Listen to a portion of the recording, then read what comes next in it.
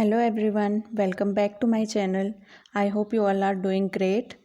आज इस वीडियो में हम HPSSC के द्वारा पूछे गए पॉलिटी के प्रीवियस ईयर क्वेश्चंस को डिस्कस करेंगे और क्वेश्चन से रिलेटेड एक्स्ट्रा फैक्ट्स जो कि एग्ज़ाम पॉइंट ऑफ व्यू से इम्पॉर्टेंट हैं उसे भी आज हम इसी वीडियो में कवर करेंगे।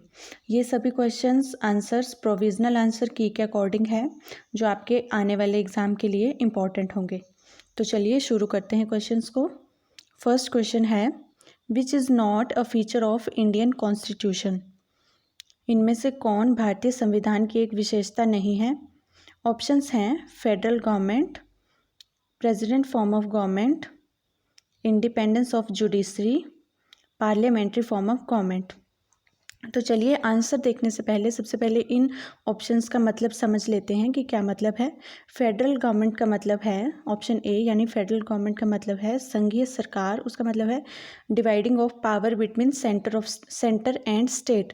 जैसे कि इंडिया में होता है कि सेंटर में भी एक गवर्नमेंट है और स्टेट्स की भी अलग गवर्नमेंट होती है, तो पावर डिवाइड होती है सेंटर और स्टेट के बीच में, उसको बोलते हैं फेडरल गवर्नमेंट। ऑप्शन बी की बात करें, प्रेसिडेंशियल फॉर्म ऑफ गवर्नमेंट यानी सरकार का अध्यक्षीय स्वरूप। तो इसका मतलब होता है कि जहाँ पर president is elected by government people, जहाँ पर प्रेसिडेंट को लोगों के द्वारा चुना जाता है तो उसे बोलते हैं presidential form of government.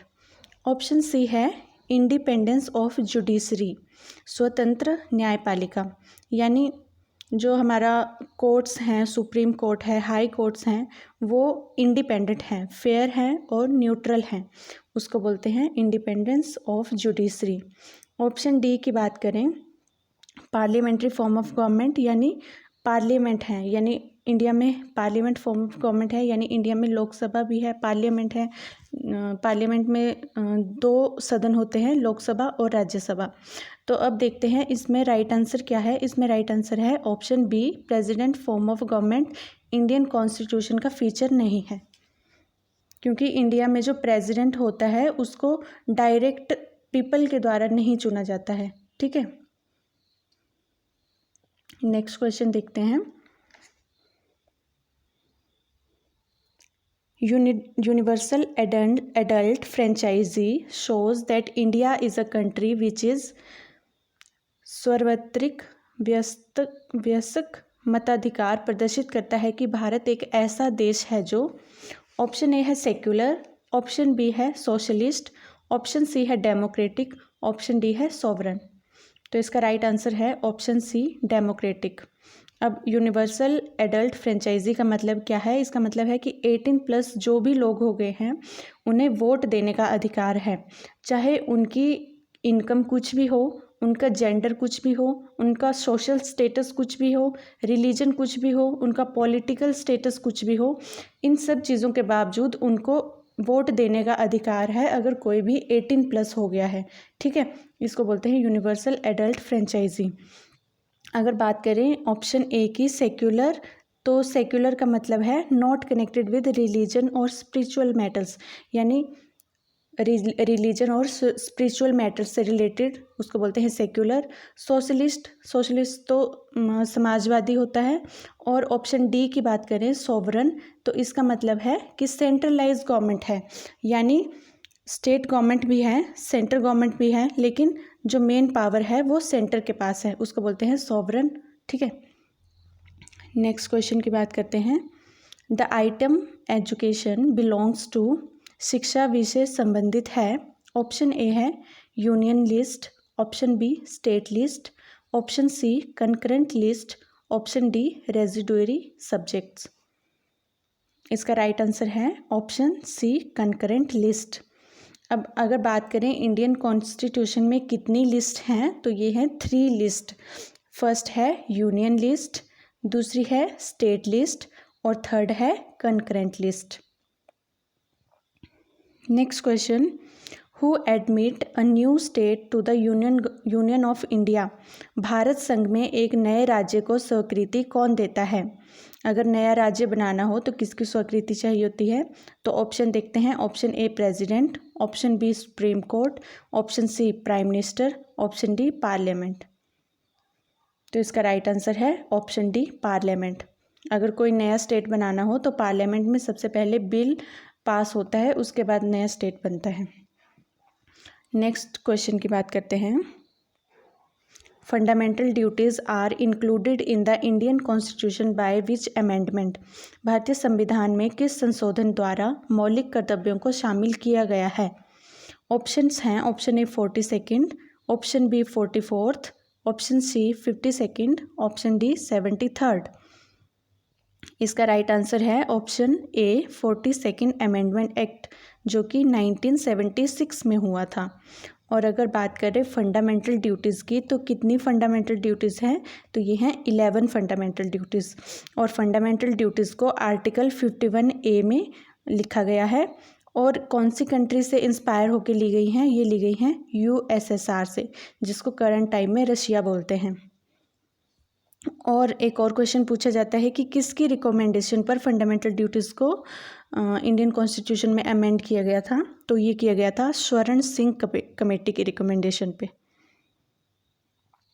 Next question है, president of India can forward his resignation to whom? Bharat के राष्ट्रपति अपना इस्तीफा किसे दे सकते हैं? ऑप्शन ए है chief justice of India, option B prime minister, option C speaker of Lok Sabha, option D vice president. इसका राइट आंसर है ऑप्शन डी वाइस प्रेसिडेंट।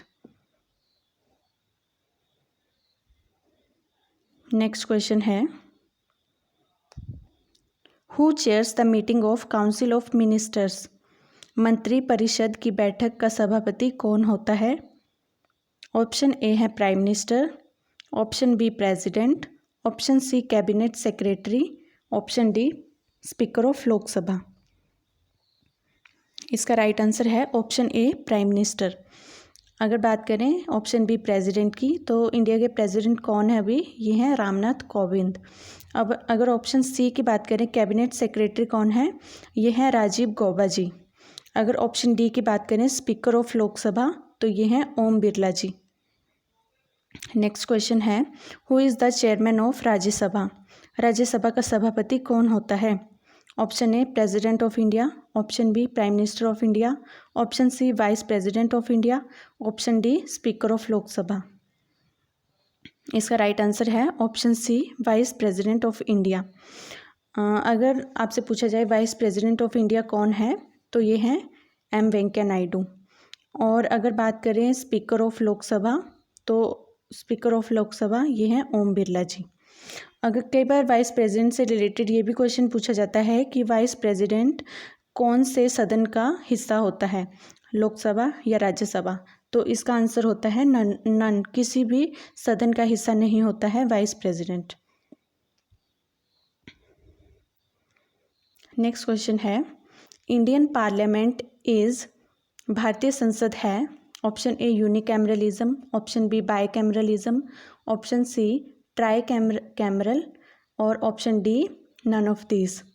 तो इसका राइट आंसर है ऑप्शन बी बाईकैमरल, यानी 2 सदन है इंडियन पार्लियामेंट में। एक है अपर हाउस यानी राज्यसभा और दूसरा है लोअर हाउस यानी लोकसभा। नेक्स्ट क्वेश्चन है, the chief minister is appointed by, मुख्यमंत्री की नियुक्ति होती है। ऑप्शन ए है governor, option b president, option c chief justice of India, option D none of this. इसका राइट आंसर है option a governor. Next question, which 2 states have a common high court?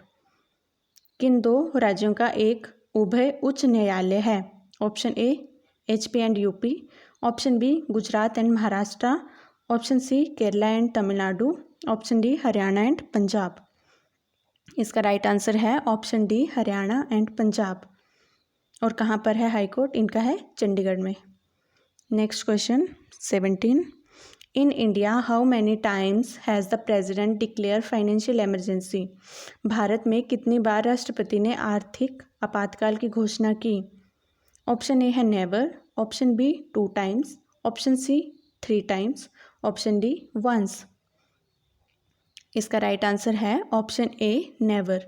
एक भी बार भारत में फाइनेंशियल इमरजेंसी नहीं लगाई गई है।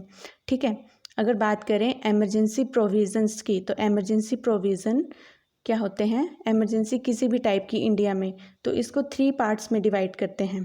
3 types की एमरजेंसी इंडिया में लग सकती है।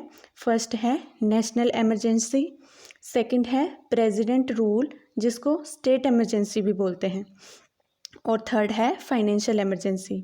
अगर बात करें एमरजेंसी को, तो ये कौन से पार्ट में है इंडियन कॉन्स्टिट्यूशन के? तो ये है पार्ट 18 में। और अगर आर्टिकल की बात करें तो आर्टिकल 352 से लेके 360 तक। ठीक है। Next question, who was in favour of a democracy without parties? बिना दल के प्रजातंत्र के पक्ष में कौन था?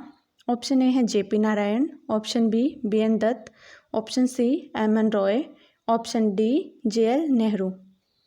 इसका राइट आंसर है option A JP Narayan. That's all for today. I hope आपको ये वीडियो पसंद आई होगी। आपको अगर ये वीडियो अच्छी लगी होगी तो चैनल को लाइक और सब्सक्राइब करें। Thank you. Have a nice day.